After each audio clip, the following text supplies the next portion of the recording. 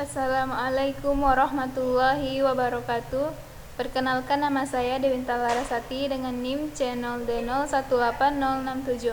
Di sini saya akan mempresentasikan makalah saya dengan judul Menghitung dan Mencatat Secara Akuntansi Mengenai Angsuran Pajak. Konsep perhitungan dan pencatatan PPh pasal 25. Yang pertama, pengertian PPh pasal 25 menurut Waluyo dan Wirawan. PPh pasal 25 yaitu angsuran pajak penghasilan yang harus dibayar sendiri oleh wajib pajak setiap bulan dalam tahun pajak berjalan.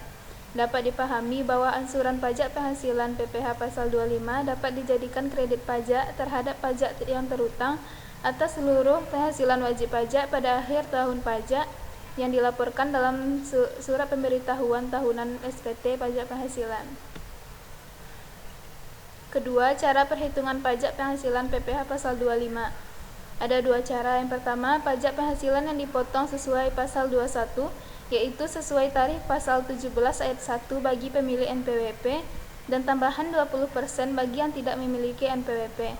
Dan pasal 23 sebesar 15% berdasarkan dividen, bunga, royalti, dan hadiah, serta 2% berdasarkan sewa dan penghasilan lain serta imbalan jasa.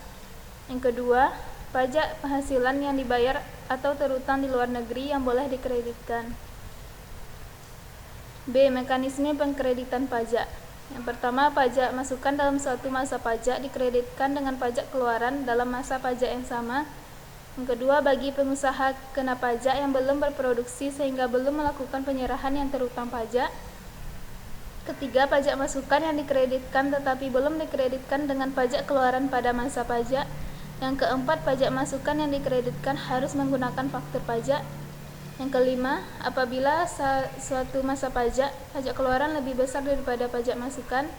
Keenam, apabila dalam suatu masa pajak masukan yang dapat dikreditkan lebih besar daripada pajak keluaran. Yang ketujuh, penggunaan pedoman pengkreditan pajak masukan terhadap pajak keluaran. C. Jenis pajak yang tidak dapat dikreditkan. Pertama, PPN atas perolehan BKP atau JKP yang dilakukan sebelum pengusaha bersangkutan ditetapkan sebagai pengusaha kena pajak. Yang kedua, PPN atas perolehan BKP atau JKP yang tidak berhubungan langsung dengan kegiatan usaha pengusaha kena pajak. Yang ketiga, perolehan dan pemeliharaan kendaraan bermotor berupa sedan dan station wagon, kecuali merupakan barang dagangan atau disewakan. Yang keempat, PPN atas perolehan BKP atau JKP yang didapat dari luar daerah pabean sebelum pengusaha bersangkutan ditetapkan sebagai pengusaha kena pajak. Kelima, PPN atas perolehan BKP atau JKP yang tidak memenuhi ketentuan pada Undang-Undang 42 tahun 2009. Yang keenam, PPN atas pemanfaatan BKP tidak berwujud atau atas pemanfaatan JKP.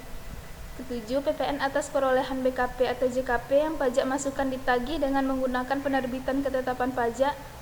Yang kedelapan, PPN atas perolehan BKP atau JKP yang pajak masukannya tidak dilaporkan dalam surat pemberitahuan tahunan atau SPT masa pajak PPN.